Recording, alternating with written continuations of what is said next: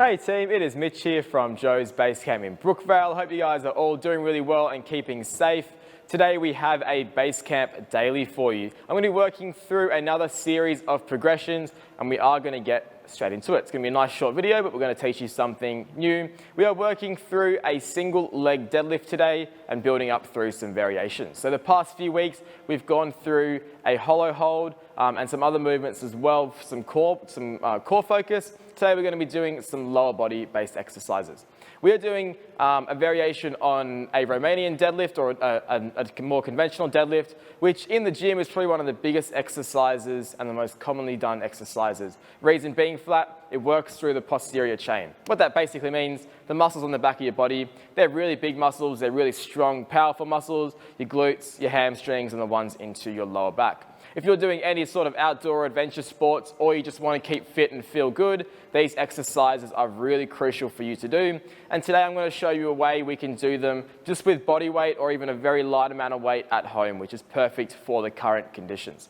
So we're going to work through an inline RDL first, then we're going to go into a rear foot elevated RDL, and then we're going to go into a single leg deadlift. RDL just means Romanian deadlift, just so you understand that little abbreviation there. So let's get into it. The first one, I'm going to show you each one with a body weight variation, and then I'll show you how you can add some weight and progress it. Our first one is that inline RDL. So what we need to do, feet are under the hips. From there, we want to have one foot just slightly back, just on the toes, but it's not a long step. It's just only a small drop back. And the way I like to think about it, your knees should still be at the same level. So if you're too far back or too far forward, one knee will poke out quite a long way. So knees are level, chest is up tall, shoulders are back. Now all our deadlift variations, they're a hip hinge movement. What that means, the movement comes from here, it does not come from the knees. The difference between our hip hinge is the chest coming forward versus our squat where we sit down low. We're doing that hip hinge today, so just keep that in mind. So inline RDL, one foot back, chest tall. From there, we're just going straight down to the floor, my back stays straight, and I'm only working within a range that I feel comfortable.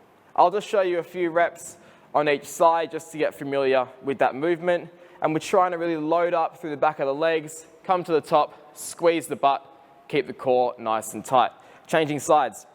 Feet under the hips, slight step back, knees level, same movement. Working down, keeping my shoulders back and driving up.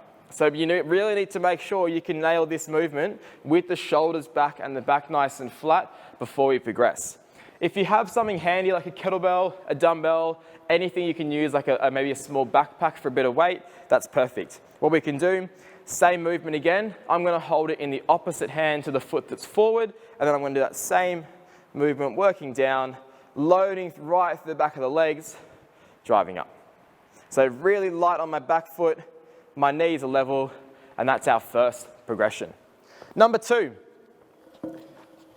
if you're starting to find the inline variation a little bit too easy and you want a bit of a challenge, or you're just feeling like you're ready to progress that next movement. Number two is going to be rear foot elevated. So, similar kind of thing now, but the back foot is on a box, approximately knee height. You can use your couch, your bed, office chair, deck chair, whatever you have around the house is perfect.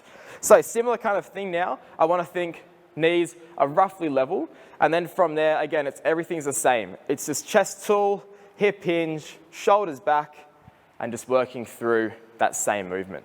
So again, we're trying to slowly build up to a fully single leg movement, so the less pressure I can have on this right foot, the one on the box, the better. So again, shoulders back, and let's see what that's going to look like on the other side. So we should be able to replicate the same movement on both sides. Slight bend in the knees, driving down and working up. Really controlled movement, especially if we do have a history of back problems. It's definitely not an exercise you necessarily need to avoid. It might be a really good way for you to strengthen it, but do just be mindful.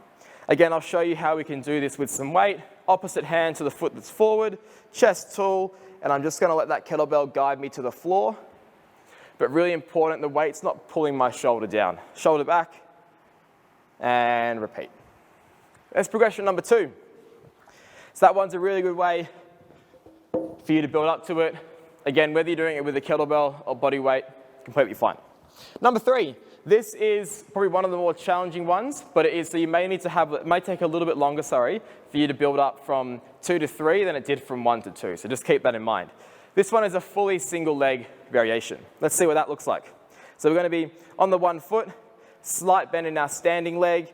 I'm going to let the hands guide me to the floor, and my back leg is going to go nice and high. When I come to the top, I'm going to try and extend up through the hips, flex up through the hips. So I'm keeping it up nice and high. And then working back, getting that back foot high towards the sky. Let's try other side. Hands down.